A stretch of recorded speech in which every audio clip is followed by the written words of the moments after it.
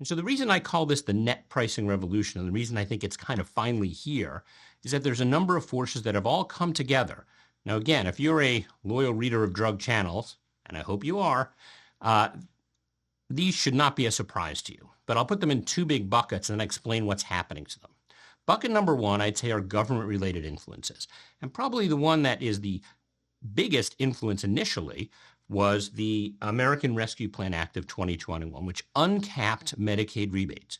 Remember, Medicaid rebates are tied to the list price of a drug, and many drugs had a 100% rebate. Effectively, Medicaid was paying pennies per unit for a drug, and the manufacturer was losing money because they still have to produce it and pay to distribute it.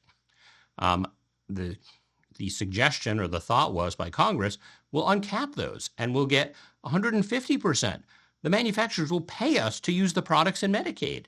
And the CBO scored that as providing a lot of cash to the U.S. government, not apparently realizing that people are smart. And they're like, well, that doesn't make a lot of sense if we staple $100 bills to our product. So starting with the insulin manufacturers, but spreading to some others, they said, well, what if we reduce that list price? What happens to our Medicaid rebate? It's no longer 200%. Now, in fact, it's a more normal number. And in fact, our net sales, because of the weird math of 340B and Medicaid, our net price can actually go up.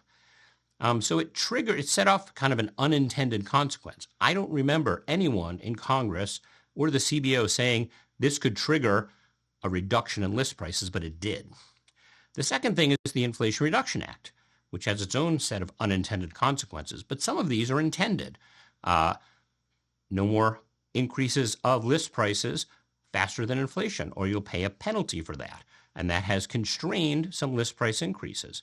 But probably more importantly has been the introduction of maximum fair prices, and the implementation of that, which I'll talk about in a moment, has encouraged many manufacturers, including a number of the products with MFPs, maximum fair prices, to start shrinking the gap between the maximum fair price, which often approximated their net price, versus the list price. Some of these products had 50, 60, 70% reductions. It didn't necessarily mean the manufacturer would be getting less money, but the list price was gone. And now, if I lower that list price, it has some very interesting implications. And what I'll broadly call most favored nation, I don't know exactly what that means in practice. I'm not a fan of international reference pricing because I think we have such a different healthcare system. Remember, as I pointed out, the U.S. spends roughly the same share of its healthcare spending on drugs as every other country. In fact, a little less than many countries.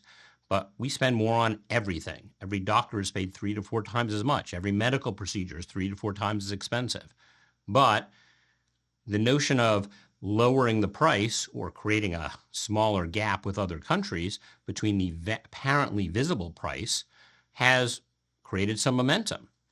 At the same time, we've had a number of these consumer-oriented pressures. The growth of deductibles. 1/3 of all covered workers have high deductible health plans. 40% of those people have no coverage for prescription drugs until they hit their deductible, which means up until that deductible, which for an individual person averages $2,000 but can be much higher, they're paying for their prescriptions out of pocket, which means they've all of a sudden become more price sensitive. The growth of coinsurance linked to list prices, same issue. Discount cards, which exposed a massive gap between retail pharmacies' list prices and what the true cost of that drug was, have also exposed that. And people have found, even with very good insurance, I can do better.